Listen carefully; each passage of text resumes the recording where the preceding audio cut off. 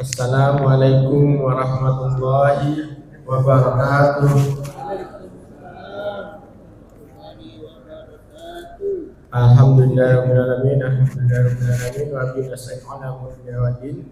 Asyhadu an la ilaha illallah wa asyhadu anna Muhammadan abduhu wa rasuluh. La nabiyya ba'da amma ba'du. Rabbi shrah li sadri wa yassir li amri wa hlul 'uqdatam min lisani yafqahu qawli. Rabbi zidni ilman wa zidni fahma.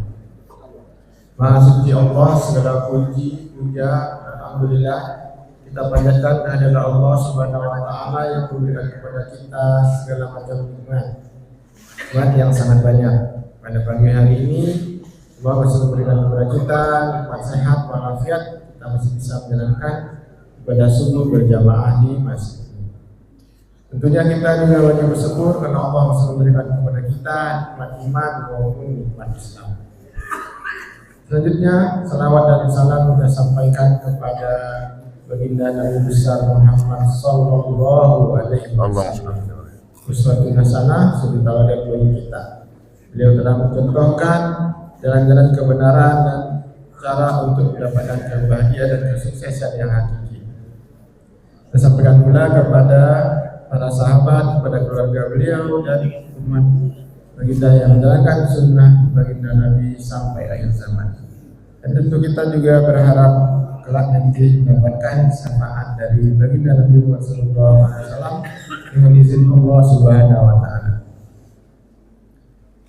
Baik, Bapak Ibu, seperti biasa setiap Ahad pagi kita melakukan kajian tentunya untuk terus menambah wawasan kita, untuk meningkatkan keimanan dan ketakwaan kita. Nah, untuk mendapatkan keberkahan dari Allah Subhanahu wa taala dan semoga Allah memberikan kebahagiaan bagi kita yang terus-menerus. Sebelumnya marilah kita mulai dengan bacaan Al-Fatihah. Semoga Allah melimpahkan karunia-Nya kepada kita semua. Al-Fatihah. A'udzubillahi minasyaitonir rajim. Alhamdulillahirabbil alamin. Arrahmanirrahim. Iyyaka na'budu wa iyyaka nasta'in. Shiratal ladzina an'amta 'alaihim ghairil maghdubi 'alaihim. Baik Bapak Ibu, selanjutnya pada pagi hari ini bersama kita Pak Ustadz Kamil. Beliau akan menyampaikan materi seputar wakaf ya. Jadi seputar hal-hal yang mengenai tuduhan terhadap seseorang berbuat zina. Nah, ini materi yang juga mungkin perlu kita perhatikan juga pada kehidupan sehari-hari. Setelah ini ada yang kurang jelas, ada kesempatan untuk diskusi atau tanya jawab. Pada Pak Ustadz, kita persilakan untuk segala. Terima kasih. Assalamualaikum warahmatullahi wabarakatuh. Alhamdulillahirabbil alamin. Wassalatu wassalamu ala asyrafil anbiya wal mursalin sayyidina Muhammadin wa ala alihi wa sahbihi wa man tabi'ahum bi ihsan ila yaumiddin. Amma ba'du. Qala rabbi shrah li sadri wa yassir li amri wahlul 'uqdatam min lisani yafqahu qawli. Shadaqallahul 'azim. Yang sama-sama kita hormati, kita muliakan para sepuh-sepuh, para asatidz, bapak-bapak, ibu-ibu hadirin rahimahullah, dengan mengucapkan puji syukur kepada Allah Subhanahu wa taala kita bisa berjumpa kembali dalam kajian ilmu Allah Rasulullah SAW, yang tentunya mudah-mudahan ini bisa menambah pengetahuan kita dan juga dalam melakukan tindakan kita agar berhati-hati karena berkaitan dengan masalah hukum Allah. Hadirin Bapak Ibu rahimahullah, hitungannya 2 bulan yang lalu ya, kajian kita ini ketemu kembali, masih melanjutkan kaitan dengan persoalan-persoalan masalah had tentang perzinahan.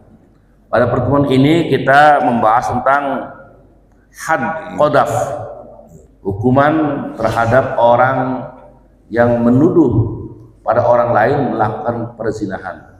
Jadi Islam itu melindungi kepada orang-orang yang ya tidak boleh melakukan satu pelanggaran-pelanggaran, tapi kemudian juga tidak gegabah untuk kemudian menuduh orang lain melakukan tindakan-tindakan kejahatan. Kalau menuduh kemudian tidak ada bukti, tidak ada saksi sebagainya, maka dalam Islam juga itu diarahkan agar mereka juga mendapatkan hukuman. Jadi tidak boleh hanya orang itu kemudian menuduh begitu tanpa bukti dan sebagainya. Bapak Ibu hadirin rahimakumullah, had qadaf berarti hukuman terhadap penuduh yang melakukan tindakan perzinahan. Arti qadaf itu sendiri asal katanya qadaf adalah ar-ramyu. Ramyu itu seperti melempar. Jadi melempar jumroh itu yaitu ramyu, sama melempar. Umpamanya melempar batu atau dengan yang lainnya. Ini bisa dilihat dari firman Allah Subhanahu wa taala dalam surat Thaha ayat 39, A'udzu billahi minasyaitonir rajim. Bismillahirrahmanirrahim. Anid fihi fit tabuti faqdi fihi fil yam. Yaitu letakkanlah ia Musa di dalam peti. Ketika Nabi Musa dilahirkan untuk diselamatkan, maka diperintahkan oleh Allah Nabi Musa itu dimasukkan dalam peti untuk ditaruh di Sungai Nil, gitu kan, untuk menyelamatkan Nabi Musa itu kemudian masuk ke tempat pemandian dari Fir'aun. Dan ketika itu lemparkanlah ia ke sungai. Arti qadaf dalam kaitannya dengan perzinahan dipetik dari arti firman Allah tersebut. Itu kemudian yang dimaksud dengan qadaf zina di sini adalah arti syar'inya, yaitu menuduh perzinahan. Maka keharamannya menuduh perzinahan haram, hukumnya itu apa? Dalam Islam mengharamkan perbuatan qadaf ini adalah untuk melindungi kehormatan manusia. Jadi bukan hanya ngomong begitu saja, tapi agar orang itu terlindungi kehormatannya, menjaga reputasinya dan memelihara kemuliaannya. Dengan demikian maka dapatlah terpotong ucapan-ucapan yang dikatakan apa? Lidah tak bertulang, lidah-lidah yang mengeluarkan tuduhan itu berarti mengeluarkan kajian kejelekan, mengeluarkan tuduhan kejelekan dan menutup pintu bagi orang-orang yang ingin mencemarkan orang-orang yang menjaga kehormatannya. Jadi dalam rangka apa? Makanya kan ketika Islam itu memiliki agar memiliki kehormatan, ya menjaga harta, menjaga keturunan, gitu kan. Kemudian lagi menjaga akal pikiran, kan begitu. Jadi ketika menjaga harta maka kita tidak boleh untuk melakukan tindakan-tindakan mengambil harta itu dengan semena-mena, kan gitu kan. Tidak boleh mencuri dan sebagainya. Ketika menjaga keturunan maka kita tidak boleh melakukan perbuatan-perbuatan yang diharamkan Allah, perzinahan dan sebagainya. Kemudian menjaga akal pikiran, berarti apa? Maka kita tidak boleh melakukan perbuatan-perbuatan yang dilarang Allah dengan apa? Dengan merusak akal pikiran kita. Allah sudah menjaga itu dengan apa? Dilarangnya untuk minuman-minuman keras, itu kan seperti itu.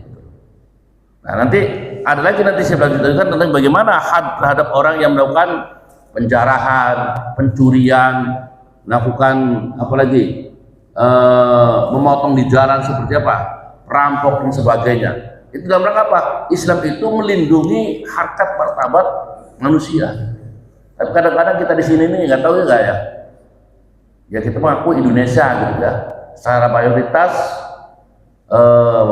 beragama Islam. Ya kalaupun memang Indonesia negara bukan negara agama, tapi masyarakatnya beragama, kan begitu. Indonesia negara hukum, Indonesia bukan negara agama, tapi negara beragama. Tapi terkadang baik itu pemerintahan atau juga masyarakatnya itu seakan-akan menerapkan aturan-aturan itu jauh daripada agama gitu loh. Ya seperti apa contoh kejadian-kejadian yang terkait dengan persoalan-persoalan had contoh itu ya, itu terjadi adanya korban dan sebagainya, seakan-akan manusia itu tidak ada harganya gitu kan. Oh, jadi bunuh dan sebagainya gitu. Nah, ini mungkin kritik kita juga terhadap terhadap penerapan kebijakan kepada mereka-mereka yang memiliki kewenangan gitu, baik pemerintahan secara eksekutif ataupun yudikatif gitu. Penting itu Bu. Ya kita kalaupun tidak bisa mengkritisi, ya kita bisa menyampaikan gitu kan, minimal kita berpikir penerapan bagaimana hukum-hukum itu mestinya itu ya. Kalaupun dalam Al-Quran kan mau apa itu, wa man lam yahkum bima anzalallahu fa ulaika humul kafirun humul zalimun humul fasiqun. Nah, minimal kita berpikir kemudian ya kalau kita mampu sudah istighfar kepada Allah Subhanahu wa taala seperti itu ya.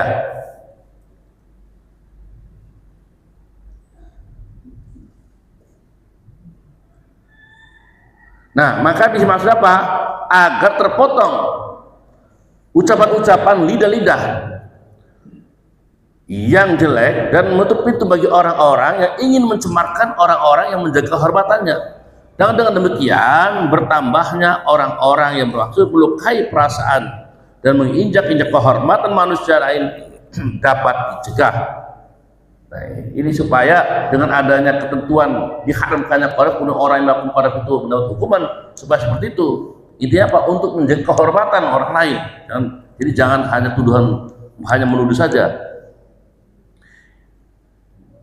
Islam dengan keras telah melarang menyiarkan berita yang jelek pada diri orang-orang yang beriman, sehingga dengan demikian kehidupan orang-orang Islam dapat bersih dari noda dan kejelekan. Bapak Ibu hadirin rahimakumullah, saat sekarang ini sangat rentan sekali gitu. Kita untuk bisa menyampaikan tuduhan. Dengan apa? Dengan berkembangnya media sosial itu kan. Mungkin kadang-kadang kita juga sering terbawa oleh berita yang tidak benar, hoax gitu kan. Mungkin bisa jadi. Makanya ada dalam Islam juga kita kan diperintahkan untuk ditabayanu gitu. Tabayun itu mencari kejelasan dulu informasi itu. Jangan kemudian kita menyebarkan begitu saja. Kadang-kadang tidak sesuai dengan dalam pikiran kita. Kemudian orang yang kemudian diberitakan juga mungkin kadang-kadang tidak sesuai dengan kita juga, sehingga kita menyebarkan. Dan bisa jadi informasi tersebut adalah merupakan suatu berita yang bohong gitu loh. Jadi kita harus hati-hati juga gitu kan. Nah, maka Islam itu sangat memperhatikan jangan sampai kita menyebarkan berita jelek. Ya, kalau orang apalagi yang terkait dengan masalah tuduhan zina, orang yang melakukan betul-betul benar-benar tapi diinformasikan melakukan tindakan kejahatan. Nah, ini kan sudah dosa besar gitu kan.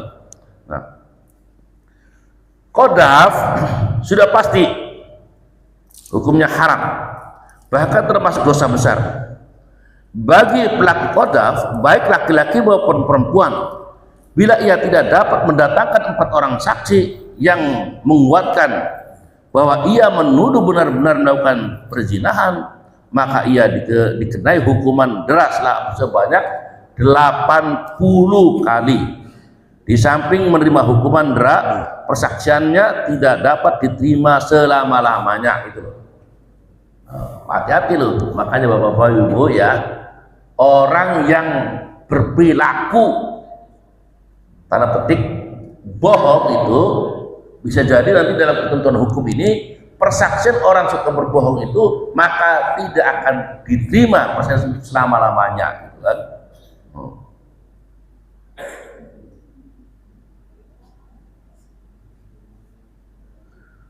Orang yang menyaksikan persaksian bohong maka dia itu dihukumi dalam Islam sama, dia termasuk orang fasik.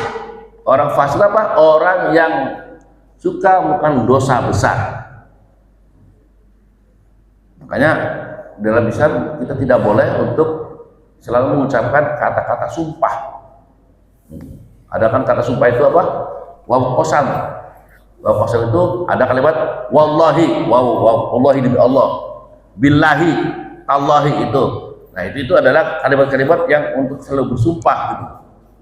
Dan biasanya orang yang selalu bersumpah itu di dalam apa perilakunya biasanya itu sering melakukan tindakan bohong-bohongan. Kalau ada bapak ibu ya ada contoh yang kan, contoh yang sedikit tapi memberikan gambar kepada kita gitu kan. Ada informasi seorang, masih ingat itu kan cerita seorang pengembala yang kerjaannya itu apa? Mengelabui masyarakat. Pengembala kambing menyampaikan kepada masyarakat minta tolong ada serigala gitu kan. Kata apa? Dia itu hanya membohongi masyarakat.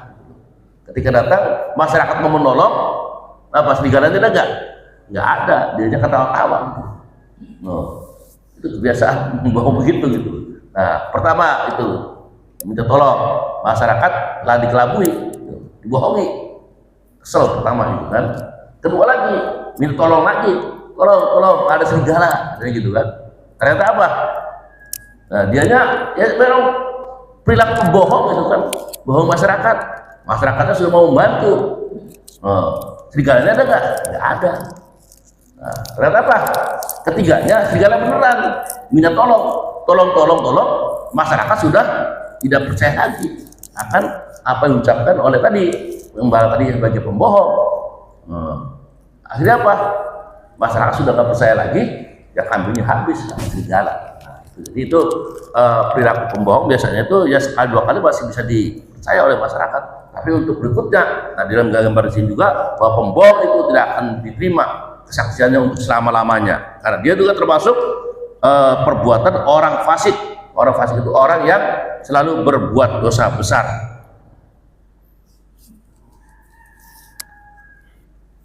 Orang yang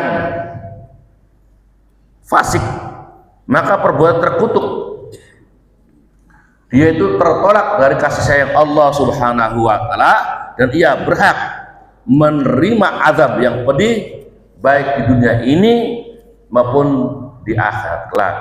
Ini kan kita dalam hal ini melakukan apa? Tuduhan kepada orang berzina. Tapi dalam ini pembahasannya juga bukan hanya menuduh aja gitu. Termasuk apa? Perilaku pembohongnya itu. Allah Subhanahu wa taala berfirman, "A'udzubillahi minasyaitonir rajim. Walladzina yarmunal muhsanati tsumma lam ya'tu bi arba'ati syuhada fajliduhum thamanina jaldah wa la taqbalu lahum syahadatan abada wa ulaika humul fasiqun illal ladzina tabu min ba'dzalika wa aslahu fa innallaha ghafurur rahim." Dan orang-orang yang menuduh al-muhsanati, wanita-wanita yang baik-baik, mereka akan dituduh berbuat zina dan mereka tidak mendatangkan arba'at syuhada, tidak mendatangkan 4 orang saksi, maka derahlah samanina jaldah, maka derahlah mereka sebanyak 80 kali derah.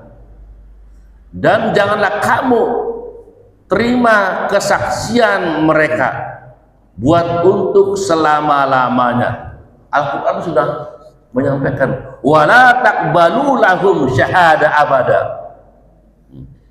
wa ulaika humul fasiqun, dan mereka itu orang-orang yang berbuat fasik. Ilal ladzina tabu min ba'dzalika, kecuali orang-orang yang bertobat sesudah itu maka memperbaiki dirinya. Perbuatan nasuha berarti ya.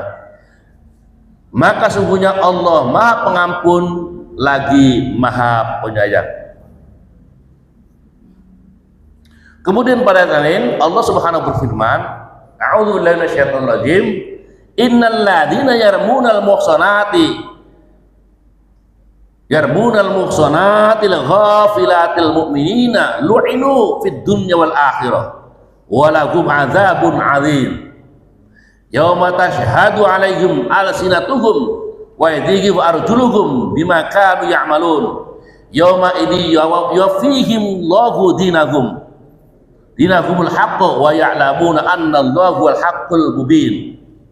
Sesungguhnya orang-orang yang menuduh wanita-wanita yang baik-baik yang lengah dari lagi beriman melakukan perbuatan zina, mereka kena laknat di dunia dan akhirat, dan bagi mereka azab yang besar pada hari ketika lidah, tangan dan kaki mereka menjadi saksi atas mereka terhadap apa yang dahulu mereka kerjakan. Di hari itu Allah akan memberi balasan yang setimpal menurut semestinya, dan itulah mereka bahwa Allah lah yang benar lagi yang menjelaskan segala sesuatu menurut hakikat yang sebenarnya. Innal ladzina yuhibbuna an tasyi'al fahsyatu fid dini asa'u lahum adzabun alimun fid dunyal akhirah. Sesungguhnya orang-orang yang senang menghebohkan kekejian pada diri orang-orang yang beriman, maka bagi mereka azab yang pedih di dunia dan akhirat. Ini merupakan ancaman-ancaman Allah bagi perilaku orang-orang yang melakukan itu, menyebarkan berita-berita bohong, apalagi menuduh-nuduh gitu. Supaya kita ini diarahkan oleh Allah Subhanahu wa taala agar menghindari perbuatan seperti itu gitu. Nah, maka dalam hadis Rasulullah mengatakan, ijtanibus sab'al mubiqati. Qalu wa ma hunna ya Rasulullah? Qala asyirku billah wasyahru wa qatlun nafsil lati haramallahu wa aqlu riba wa aqlu mal yatim wa tawalli yawma zahfi wa qadful muhsanatil mu'minati al-ghafilati. Dikatakan hadis Rasulullah SAW, nih, diingatkan Rasulullah, jauhilah oleh kalian 7 perkara yang menghancurkan. Maka para sahabat bertanya, qalu ya Rasulullah, apa sajakah 7 perkara tersebut ya Rasulullah?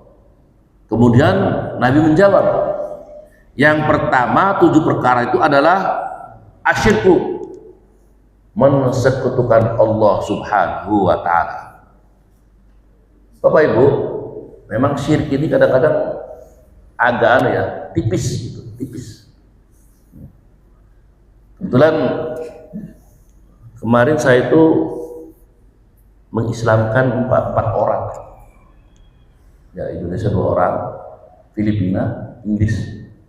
Biasa saya juga ada juga yang masih lagi belajar gitu kan. Tapi mereka belajar juga sudah mengerti juga namanya apa, surat Al-Fatihah gitu. Saya selalu saja menyampaikan terkait dengan penekanan surat Al-Fatihah. Dan ini pun kepada kita semua juga. Bapak Ibu kan selalu membaca itu kan, Al-Fatihah. Karena Al-Fatihah itu apa? Sabul Bahrani. Apa Sabul Bahrani Bapak Ibu? 7 ayat yang selalu diulang-ulang dalam setiap rakaat. Sabul Bahrani. Dalam Al-Fatihah itu ada kalimat apa? Biasanya kita apa? Mengatakan bersumpah pada Allah apa? Iyyaka na'budu wa iyyaka nasta'in. Ini penekanannya kepada nih. Kadang-kadang dalam keyakinan kita juga gitu kan.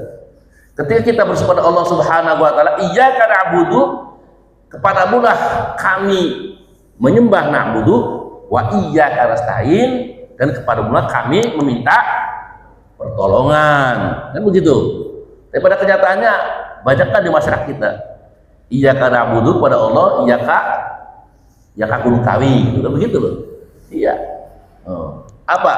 Sampai-sampai sering kepercayaan kita itu hilang bahwa sungguhnya apa? Yang memberikan rezeki kadang-kadang seakan-akan itu bukan Allah. Ketika apa? Mungkin kita dihadapkan dengan berbagai persoalan dan sebagainya. Makanya kan pada ayat yang Allah mengatakan apa? Sesungguhnya kami menciptakan manusia dalam apa? Berbentuk keluh kesah. Ketika keluh kesah itu kadang-kadang itu menghilangkan keyakinan kita untuk menghadirkan Allah, sehingga kita kadang-kadang percaya pada yang lain. Itu menciptakan syirik jadi begitu. Ini menjadi contoh aja Bapak Ibu ya. Saya punya teman itu yang selalu tampil di TV itu. Itu teman saya waktu namanya mungkin Bapak yang sering menonton TV itu sering tampil. Itu teman saya namanya itu apa? Namanya sebenarnya namanya itu pendek, namanya Trubus. Trubus itu kan sekarang pengamat publik dari Trisakti. Itu teman sekelas saya itu, Trubus Rahardiansah. Nah itu ketika itu memang dihadapkan dengan masalah persoalan ekonomi. Jadi dia itu menjadi seorang dosen akan diajukan menjadi dekan. Setelah dirinsus dia beragama Islam. Akhirnya itu panik. Sampai apa? Intinya apa? Intinya kalau Anda itu pengen naik jabatan, berarti harus apa? Harus melepas keyakinan itu. Harus pindah agama. Wah, luar biasa marahnya. Sekitar tahun 2002 gitu. 2002 itulah gitu. Dan itu ya bukan hanya sekadar pada orang-orang Pak Amin, orang-orang di orang-orang di pinggiran. Seorang yang doktor itu doktor mau pindah agama gara-gara apa? Ya gara-gara apa? Makanya dalam hadis kata Imam Ali, kadzal fakru ayyakuna kufran gitu. MH Ibnu Najib saya pernah membaca apa di kadal fakru tulisannya. Ternyata itu dari MH Ibnu Najib itu. Apa dari Dr. Ali itu kadal fakru apa gitu. Ternyata kadal fakru ayyakuna kufran. Sesungguhnya keadaan yang fakir itu menjadikan orang kekufuran gitu. Nah ini saya itu begitu. Nah suatu saat saya itu ada informasi saya dari kampus UI kasih tahu, Pak itu Pak Trubus sekarang sudah ngambil doktor di mana? Tadinya sudah selesai di budaya, sekarang ambil fakultas hukum. Saya penasaran akhirnya dikasih nomor waktu itu masih pakai SMS. Saya telepon nggak apa namanya itu nggak rupanya nggak kenal nomor baru saya telepon saya WA SMS. Saya SMS itu apa? Dia membalas saya, alhamdulillah Pak, saya sudah punya rumah, gitu, punya kendaraan, dan saya akan insya Allah, kan udah guru besar gitu kan, dan saya udah di Trisakti gitu kan. Oh enggak Pak, saya enggak itu, yang saya pengen informasi dari Bapak. Apa? Saya pengen tahu Bapak agamanya apa. Wah akhirnya itu ngomong, wah ya masih Islam lah gitu kan. Apa kesimpulannya Pak? Nah itu Pak, ketika saya menyampaikan pada dia, kalau sekiranya itu pada keyakinan dia kemudian dia berada pada pekerjaan, mungkin Allah Subhanahu wa Ta'ala tidak akan mengangkat derajatnya, hanya sebagai dekan saja. Tapi sekarang dia apa? Sekarang dia sudah menjadi guru besar. Padahal itu bapak lihat itu TV itu. Tapi orangnya fair banget itu. Ketika dia masuk TV, saya WA itu dia akan balas gitu. Karena apa? Saya kedekatan dia itu apa? Karena memang kebetulan Pak, tanggal lahir, bulan lahir dan tahun sama dengan saya. Gitu. Saya mau agak terbuka sama dia gitu. Nah, apa intinya di sini? Itu kalau sekiranya itu persoalan masalah tadi, iyyaka na'budu wa iyyaka nasta'in, saya katakan apa?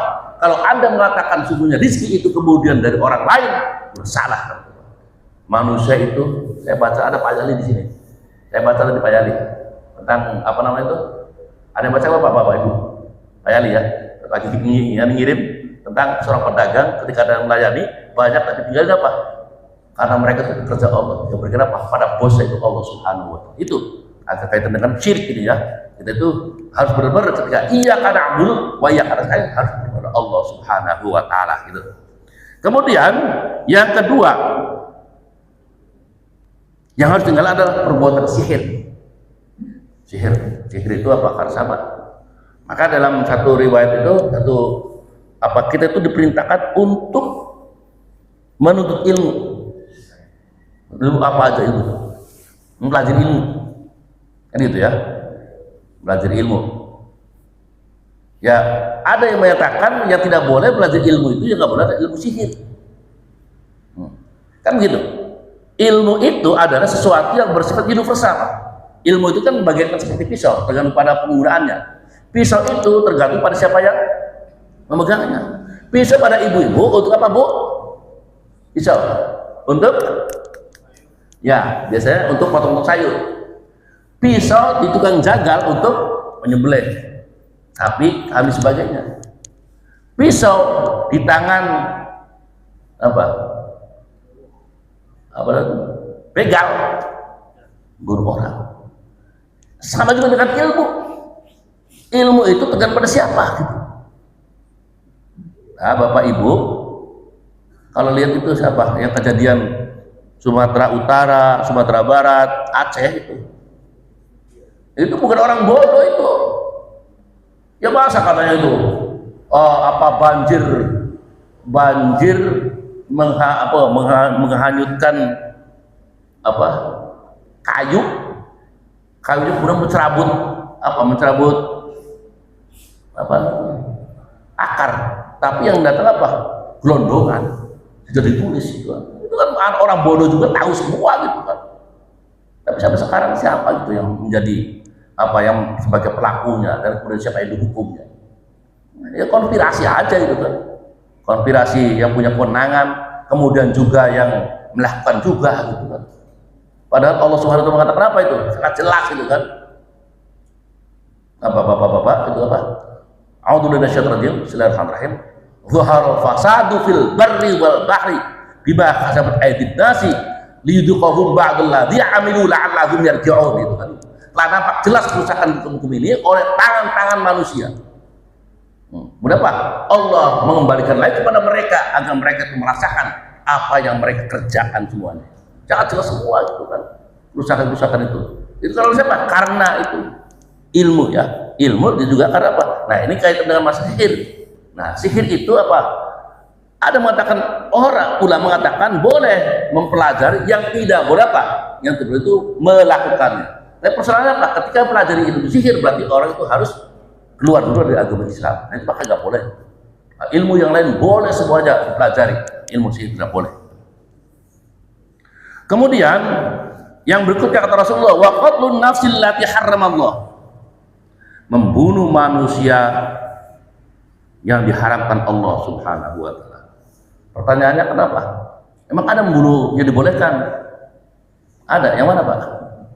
Yang ketika orang itu diputuskan oleh pengadilan, kemudian orang itu dibunuh, kisos gitu kan. Kisos itu boleh.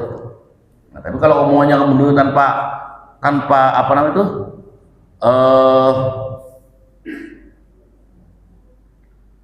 diharapkan Allah, ya tadi dicuri, kemudian dihadang, bagaimana itu diharapkan Allah pada sebab. Kemudian memakan barang riba. Ini barang riba itu yang sekarang namanya sama juga dengan apa? Pinjaman pinjol, ngarak. Ini kan barang riba ini kan dari zaman masa Rasulullah ya, sebelum Islam datang sudah menjadi tradisi yang disebut dengan ya ijon dan sebagainya itu. Kemudian wa aklul mal yatim, yang diantara yang harus dihindari lagi apa? Memakan harta anak yatim. Banyak ya. Yang dulu memang kaitan dengan masalah dulu, karena anak yatim biasanya dengan warisan. Ketika zaman sebelum pra-Islam, warisan itu kalau mereka itu meninggal anak yatim ada warisannya, maka yang berhak menerima itu dulu tuh zaman jahiliyah bukan anaknya, bukan anak yatim, tapi apa? Yang memiliki kekuasaan dari anak itu bisa siapa? Bisa apa? Paman. Apalagi ya itu anaknya apa? Akhirnya tidak mendapatkan apa-apa. Maka turunlah ayat Al-Quran terkait dengan pembagian harta warisan, yaitu faraid. Begitu juga apa? Banyak juga, bukan hanya mereka itu secara keturunan, ya, yang mereka itu makanan yatim. Sekarang juga banyak kan, ya Pak Deddy, lembaga-lembaga yang buat anak yatim. Iya kan, ada kan Tangerang dulu kan, ya ada lembaga mengumpulkan harta untuk anak yatim. Anak yatim terlantar, dia poya-poya, sama itu, memakan harta anak yatim sama dengan makan api. Banyak gitu ya. Makanya Bapak Ibu ya nggak salah juga kita mau memberikan donasi kepada mereka anak yatim itu untuk ya sejahtera mereka. Tapi kita juga harus hati-hati juga, jangan sampai kemudian ada yang mungkin pengurus satu lembaga yang untuk mengurus anak yatim, ya tadi itu ada yang terlantar, jangan sampai hanya untuk kepentingan mereka. Kita harus kritis juga. Kemudian yang berikutnya ada lari dari perang. Ini kan perang kejadian dulu zaman Nabi itu pada waktu perang Uhud. Sekarang ini negara ini lagi tidak baik-baik aja gitu ya. Thailand sama Kamboja. Kemudian Arab Saudi dengan Uni Emirat Arab gitu. Amerika nyaplok gitu kan. Nah itu Rusia dengan Ukraina gitu kan. Ya prediksinya kalau kejadian terus kan bisa perang dunia ketiga ini kan.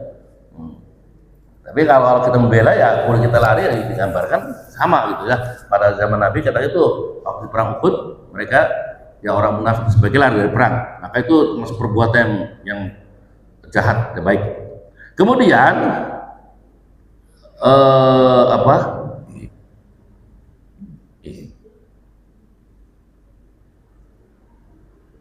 nih wa qadful muhsanatil mu'minatil ghafilati, dan menuju zina kepada wanita yang baik-baik yang pelupa padahal mereka adalah orang-orang beriman. Ini apa? Menuduh orang baik-baik melakukan perzinahan. 7 perkara yang patut dihindari. Nah, hukum keharaman hadaf ini turun dengan ayat Al-Quran di atas disebabkan terjadinya suatu berita bohong, tuduhan zina yang menimpa atas diri Siti Aisyah. Bapak Ibu pernah dengar kan ketika Rasulullah SAW dengan para sahabatnya berperang, kemudian pulangnya itu dengan apa? Siti Aisyah itu kehilangan keluar, kemudian kehilangan cincinnya gitu kan. Nah kemudian apa? Rasulullah dengan pasukannya itu membawa keranda ya untuk mengangkat Aisyah, tapi Aisyah ternyata apa? Sahabat Nabi yang ditugaskan untuk apa? Untuk menyisir. Ternyata ada yang Aisyah itu yang tertinggal, kaget. Tapi orang-orang munafik itu kemudian apa? Menyebarkan di Madinah itu bahwa Aisyah itu melakukan perselingkuhan. Ini kan efeknya panjang Bapak ya. Sudah saya sampaikan itu. Efeknya bagaimana Aisyah dengan Ali gitu kan. Aisyah juga dengan persetujuan dengan anak putri Rasulullah, dengan Siti Fatimah, sampai Al-Quran menurunkan tentang tentang penjelasan kaitan dengan bahwa sungguhnya Aisyah itu ada orang-orang baik itu. Nah, maka di sini dikatakan itu, kata Aisyah, ketika turun Al-Quran pembebasan diriku, maka Nabi berdiri di atas mimbar menuturkan persoalan tuduhan zina dan membaca Al-Quran yang menjelaskan persoalan ini. Maka setelah Nabi turun dari mimbar, beliau menyuruh sahabat untuk mendera itu yang menuduhnya, namanya Hisan, Mistah, dan Himnah, karena menyebarkan berita bohong terhadap Aisyah dalam melakukan menuduh dia melakukan perzinahan gitu. Ya, Bapak Ibu ya, terkait dengan sumber-sumber atau dalil terkait dengan tuduhan qadhaf. Kemudian syarat-syarat qadhaf, syarat-syarat yang harus dipenuhi untuk menjatuhkan hukum dera. Dalam qadhaf terdapat syarat-syarat yang harus ada. Syarat tersebut meliputi 3 hal. Yang pertama adalah Syarat-syarat yang harus ada pada qadhaf yang menuduh zina. Yang kedua, syarat-syarat yang harus ada pada makduf yang dituduh. Yang ketiganya syarat-syarat yang harus ada pada makduf alaih, sesuatu yang dibuat itu menuduh pada orang melakukan perzinahan.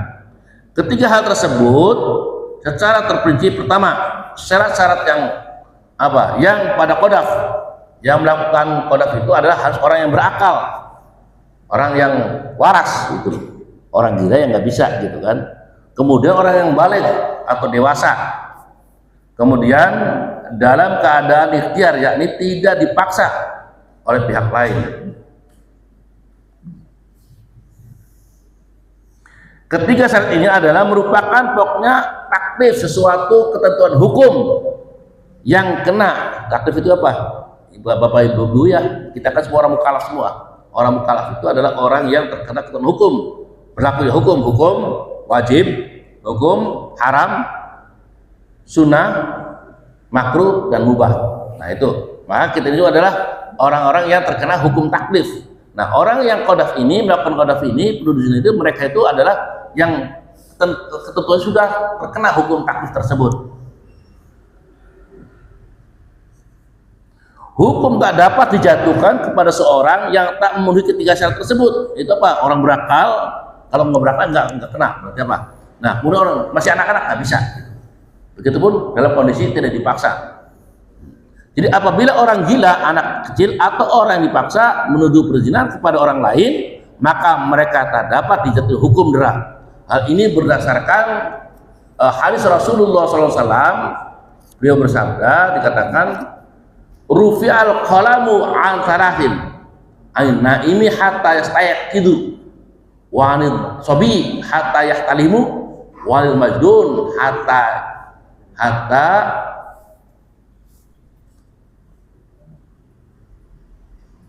apa ini? Oh sadar.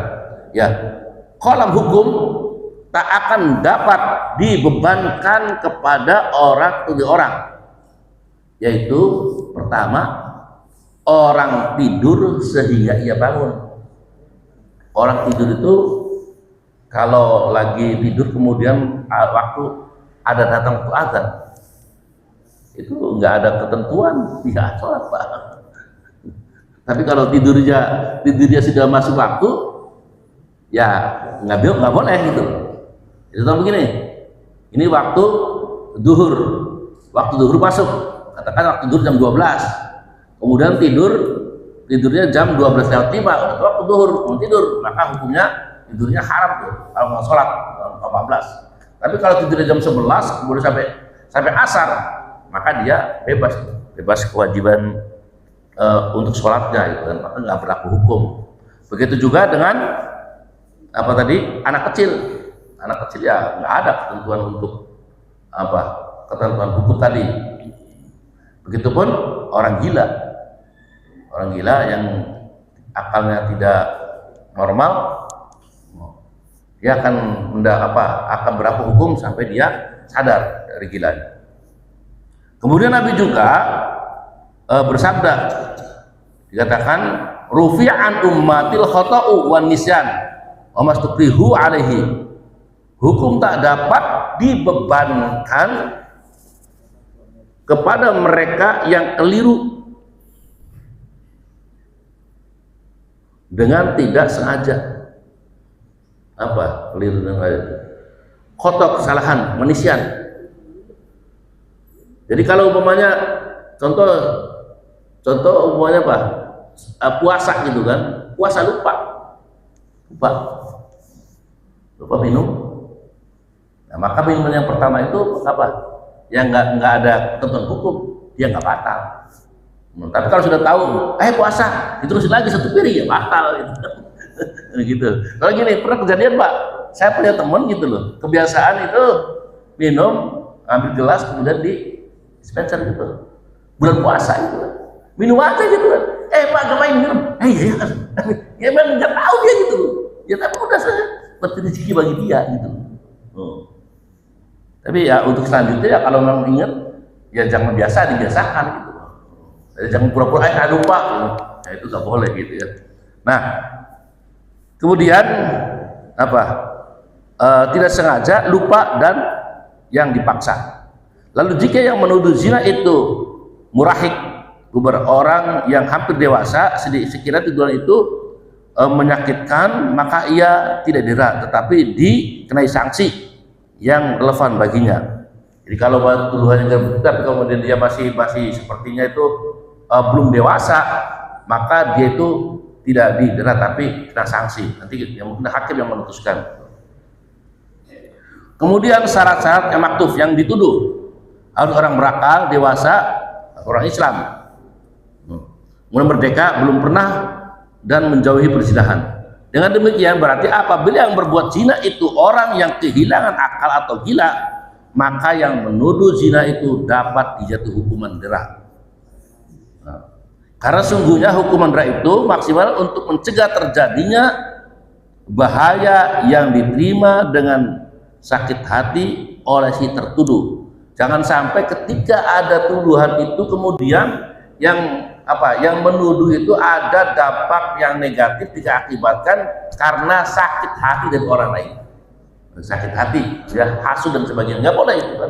Jadi harus clear dulu gitu. Orang menuduh orang yang berzinahan, tapi dikarenakan ada dalam hatinya itu rasa dendam, rasa benci itu nggak bisa gitu. Nah di sini kata apa? Supaya tercegah dari perbuatan tuduhan itu.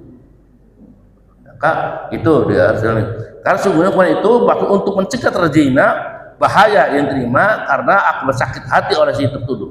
Padahal orang gila sama sekali tak ada bahaya yang terimanya dengan sakit hati bila ia dituduh berbuat zina.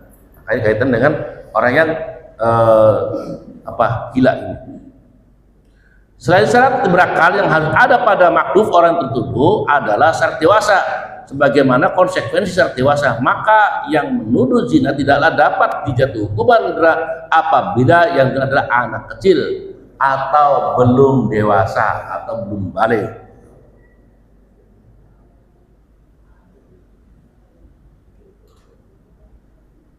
Ini di sini ada pertanyaan katanya, ada masalahnya.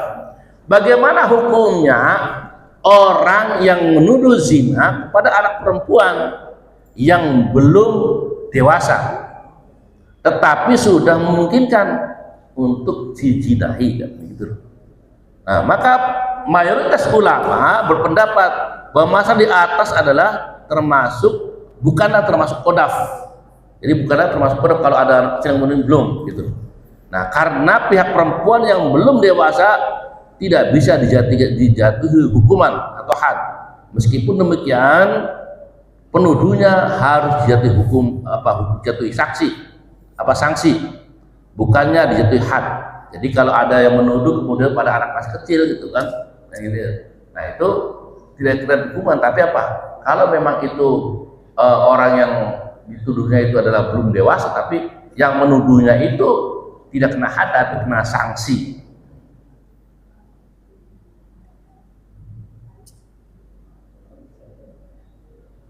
Bagaimana kalau yang ini memang sudah nggak ada ya, pada zaman sekarang kaitan dengan budak. Bagaimana kalau maksudnya itu budak, baik milik muqaddifnya sendiri ataupun bukan, maka dia itu tidak dapat dikenai hukum dera. Hal ini dikarenakan martabat budak tidak sama dengan martabat orang merdeka, meskipun qadafnya orang merdeka terhadap budak yang diharamkan juga. Ini kan kaitan bisa jadi pada satu keluarga itu yang namanya dalam satu rumah ada pembantu gitu kan. Pembantunya itu kan asisten rumah tangga lah gitu. Kemudian menuduh kepada majikannya. Ini kan bisa jadi secara derajat itu lebih tinggi daripada majikannya. Ini bagaimana gitu yang menuduh seperti ini gitu, yang ngasih rumah tangganya. Nah ini ada ketentuannya gitu kan. Nah maka ini apabila maksudnya itu ada seorang, maka ini dapat dikenai hukuman dera gitu. Karena apa? Karena derajat ini kan saya hanya menyampaikan terkait dengan masalah pengkiasan aja. Tapi karena Karena dulu kan ada apa? Ada budak dan ada majikan. Sekarang kan udah nggak ada semua gitu kan. Karena apa? Dikatakan Rasulullah SAW, dikatakan ini, man qadhafa mamlukahu bizina uqima alaihil had yaumal qiyamah illa ayyakuna kama qala.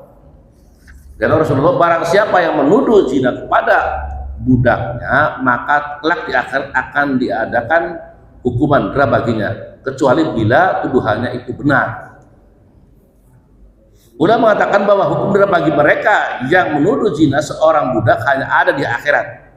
Jadi kalau menuduh kepada budak nanti hukumnya di akhirat. Di sini nggak ada kalau majikannya gitu. Semua manusia baik yang kesalahan budak maupun merdeka di akhirat sama derajat bagi Allah. Mereka tidak mempunyai keutamaan kecuali yang bertakwa. Jadi nanti ketika di akhirat itu masing-masing akan bertanggungjawabkan, baik budak masih sama semuanya. Karena apa? Tadi inna akramakum indallahi atqakum.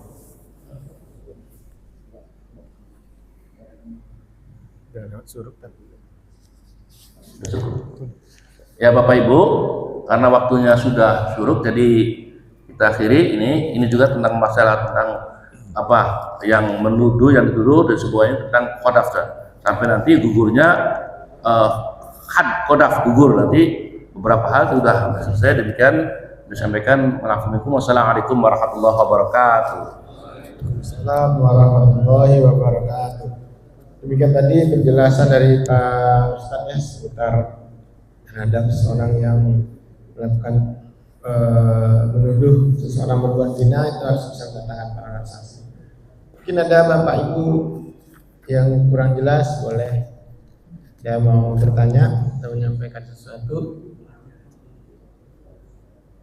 Kanan kalau ada. Pak Endro nanya. Pak Endro ada tulisan? Enggak ada. Ada satu.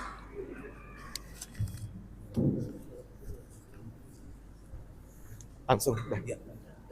Baik, terima kasih. Assalamualaikum warahmatullahi wabarakatuh. Assalamualaikum warahmatullahi wabarakatuh. Hukumnya orang yang ngobrol aja selama kita usia kalau kayak sendiri dan yang paling kayak kalau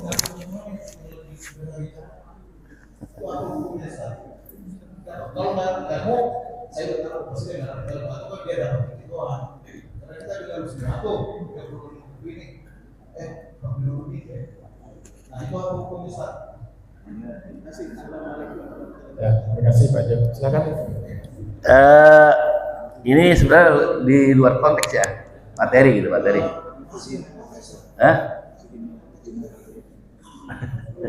Ya, ini kaitannya sebenarnya dengan Al-Quran itu tentang majelis itu loh. Kaitan dengan majelis itu, perlu kita itu apa? Ya itu terkait kembali lagi pada perilaku kita gitu ya. Supaya kita itu dalam menghadapi majelis itu kita harus memiliki penghormatan, kesopanan. Itu aja gitu. Jadi kaitan dengan etika. Gitu. Tapi tidak terkait dengan masalah. Nanti kalau masalah kodok tuduhan nanti hukuman lain lagi gitu ya. Ini kaitan dengan masalah etika aja gitu ya. Iya ada itu di Al-Qur'annya gitu kan. Yang mendatangi majelis kita perlu ada perlu kita itu kaitan dengan juga dengan masalah ilmu itu. Nanti kaitannya dengan yarfa'illahu ladzi amal minkum wal nuqul madarajat itu kaitan dengan itu, dengan ilmu gitu ya. Ya kembali lagi pada pelakunya gitu. Pelakunya berarti apa? Kalau memang dalam kondisi tertentu ya kembali lagi masalah etika aja, moral gitu aja ya. Ya. Asik. Apa itu? Satu lagi itu saya sudah sampaikan juga kepada bidang dakwah. Imam kita apa? Wah, sabotase dia. Dimatiin sama Puan. Pernah dikritik sama anak kecil 2 minggu ya. Udah nggak apa-apa, sampaikan. Dimatiin sama Puan kali ya? Iya. Jadi saya pernah ditanya sama anak kecil 3 minggu yang lalu, Papa, itu imam baca Al-Fatihah kok pakai ulang? Hah? Imam baca Al-Fatihah? Bisa segini nggak juga? Yang gimana tuh? Itu pakai ulang 2 kali. Saya sudah sampaikan ke Pak Kiri juga. Nah, terus saya bilang itu napasnya nggak sampai deh. Oh, kalau napas, tapi kenapa rata kedua masih kurang lagi ya? Nah, saya bingung tuh. Akhirnya saya kasih tahu Pak Dedi. Saya bilang Pak Dedi, nanti imam tuh anak kecil, berarti dia sholatnya sujud di rumah itu, sholat Al-Fatihah tuh. Nah, gimana sih Pak? Kembali lagi hukumnya nih. Kalau yang baca Al-Fatihah kedua kali gimana tuh? Ini hukumnya dulu bisa. Kalau saya gimana hukum? Yang orang salah dihukum aja gitu. Mungkin ini adalah ranah dari Ustaz Maksum ini, ya, kaitan dengan masalah qiraat ini ya. Kita juga mungkin dibutuhkan juga ini, mungkin bagi pembina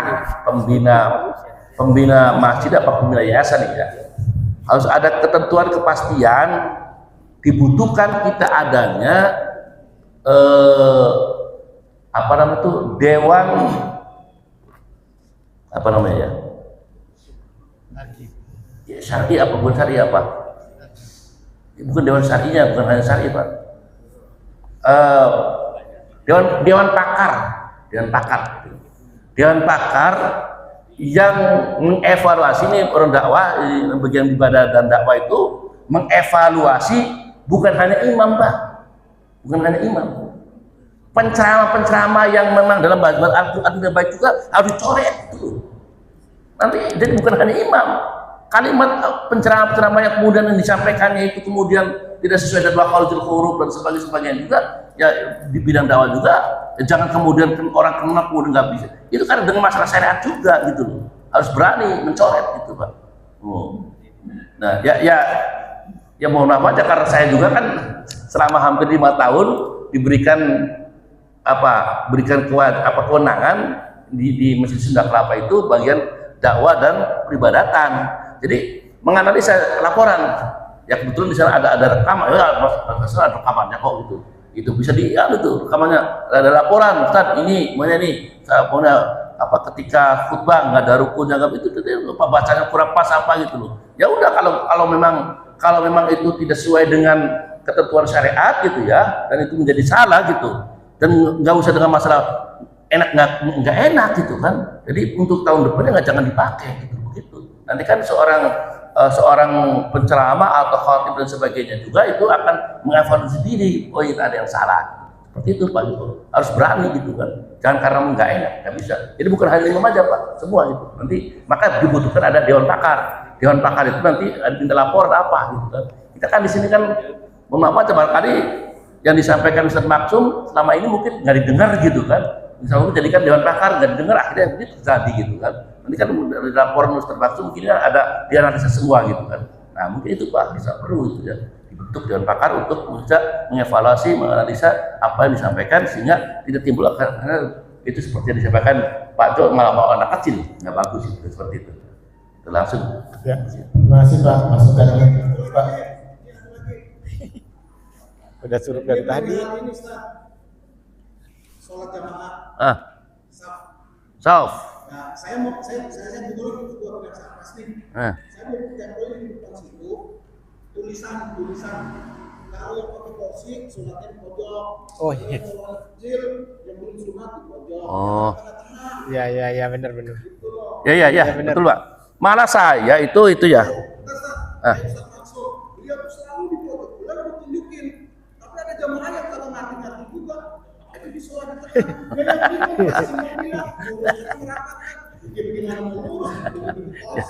Ya memang begini. Iya. Apa?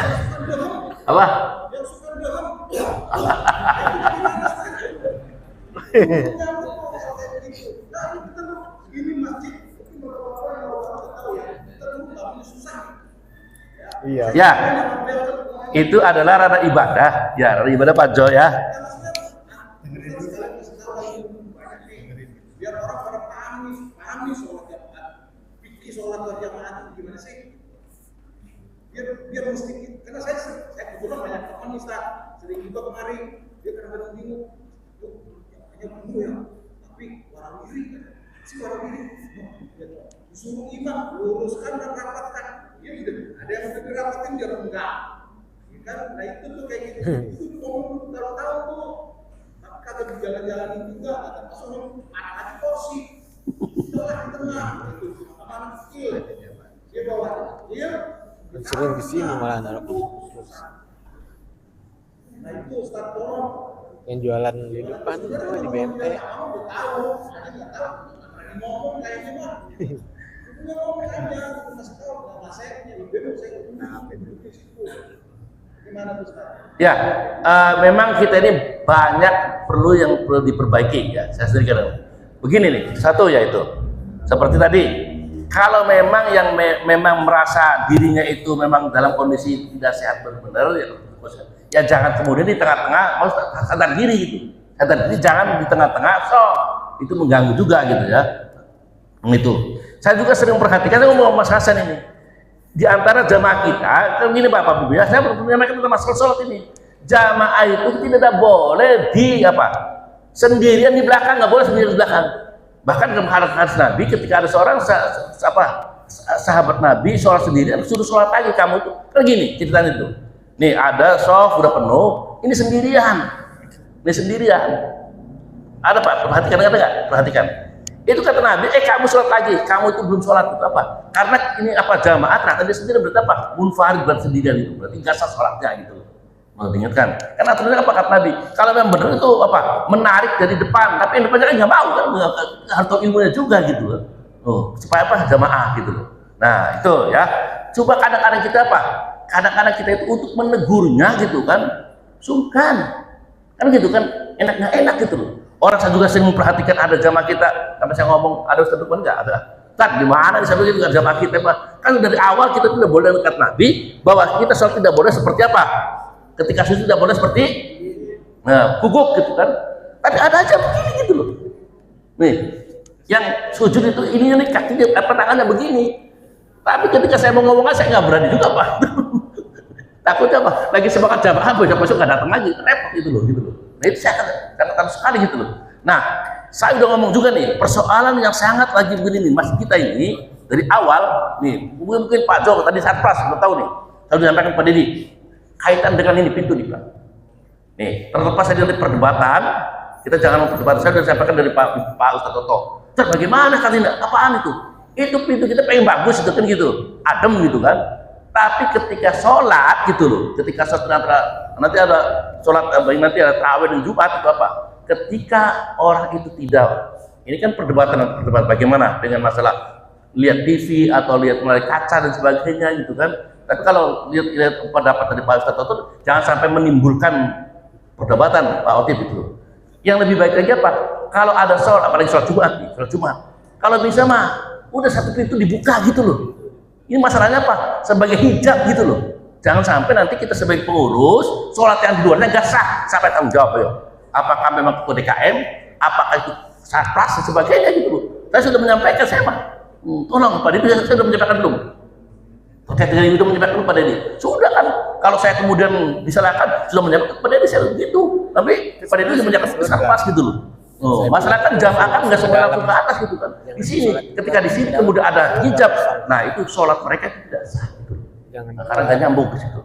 Nah itu jadi memang perlu ya kita juga perlu ada apa? Dikatakan hadis Nabi apa? Qul haqqa walau kana murran. Katakan kebenaran itu walau berasa pahit. Memang saya juga mengatakan begitu. Jadi pengen menyampaikan pada orang, Pak, Bapak itu salah. Nah dan ternyata apa? Saya sudah berkali-kali di antara apa lagi? Di antara apa jamaah kita kalau sholat dinyatakan ada itu yang ketika sujud itu ada berapa anggota Pak yang harus menetap ke tempat sujud berapa?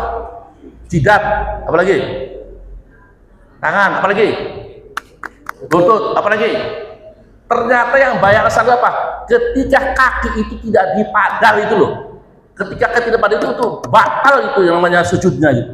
Saya udah berkali-kali ngomong dari awal ada masjid ini, tapi ternyata apa? Jamaah kita banyak sekali yang begitu gitu. Apakah mereka itu tidak mengamalkan atau mereka tidak ngaji? Itu aja selesai gitu. Ya, saya udah mengatakan begitu, mengingatkan gitu. Tapi ternyata ada saya, masih begini. Memang saya pernah bisik-bisik 2 orang. Bagaimana Pak? Pak saya kalau ini begini nih sakit katanya gitu loh. Ya Bapak nggak biasa aja, kalau biasa nggak bisa gitu loh. Nah kalau memang mu'alaf wajar, ini mah Islam dari bayi gitu. dari orang tuanya gitu loh ya. Jadi kalau sujud itu harus ibadah. Coba perhatikan begitu. Masih banyak begini ketika sujud itu. Oh, ya itu Pak. Jadi mungkin ya memang harus ada keberanian kita juga. Jangan merasa nggak enak kalau masalah tadi hukum harus disampaikan. Terima kasih Pak. Ya, terima kasih Pak Kamil, Pak Jo. Tadi juga disampaikan bahwa bagaimana kita juga ada etika ya. Apabila ada pembicara di depan itu jangan pada masih ngobrol. Kadang jangan kan pembicara saya lagi MC aja ngomong apa lagi dia tuh, ada yang ngomong di samping gitu atau di depan di seberang gitu. Nah itu juga memang perlu adab etika. Kalau misalnya kita di sekolah